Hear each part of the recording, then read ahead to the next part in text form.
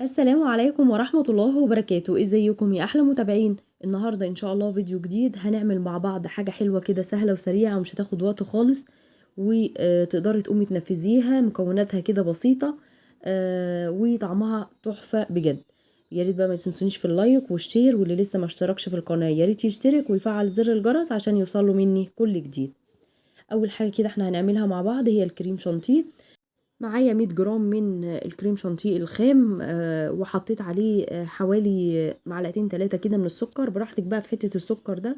وحطيت بشر 3 ليمونات وكوباية لبن ساقعة جدا، وهضربهم كويس جدا كده يعني حوالي بتاع 5 دقايق. وهنزل بعصير ليمونتين، وكمان معلقتين كبار كده من السيرم بتاع النعناع اللي احنا عاملينه مع بعض. بيدي نكهة كده مميزة وحلو جدا. هضربهم كده كويس جدا. ومعايا بقى اي بسكوت سادة براحتك خالص. وهجيب طبق كده واحط فيه عصير برضو ليمون حوالي فنجان، ومعلقتين كبار من السيرب النعناع اللي احنا عاملينه، وحوالي معلقة سكر. وهخفف الكلام ده كده بشوية مية، وهبتدي اغطس البسكوت كده فيه. وهعمل طبقة كده يعني من البسكوت، وبعد كده هنزل عليه بطبقة تانية من الكريم شانتيه. هفضل بقى اعمل كده الكمية كلها معايا على حسب بقى عدد الطبقات اللي انت حباها، او على حسب ما انت عايزة يعني.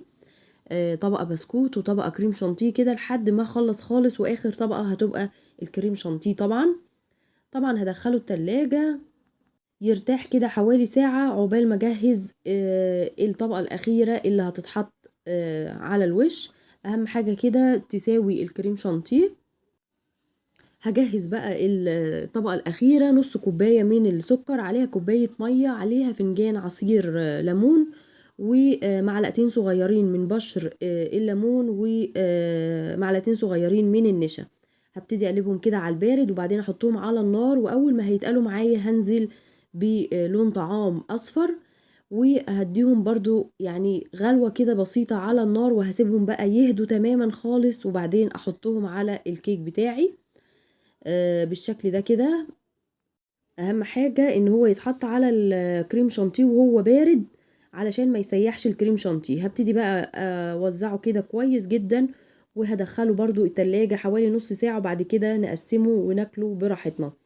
حالة كده سهل وسريع وما بياخدش اي وقت، وطعمه مميز جدا. جربوه بقى وقولوا لي رايكم ايه، ويا ريت بقى ما تنسونيش في اللايك والشير والاشتراك في القناه اللي لسه ما اشتركش في القناه، ويا ريت تفعلوا زر الجرس عشان يوصلكم مني كل جديد. والسلام عليكم ورحمه الله وبركاته.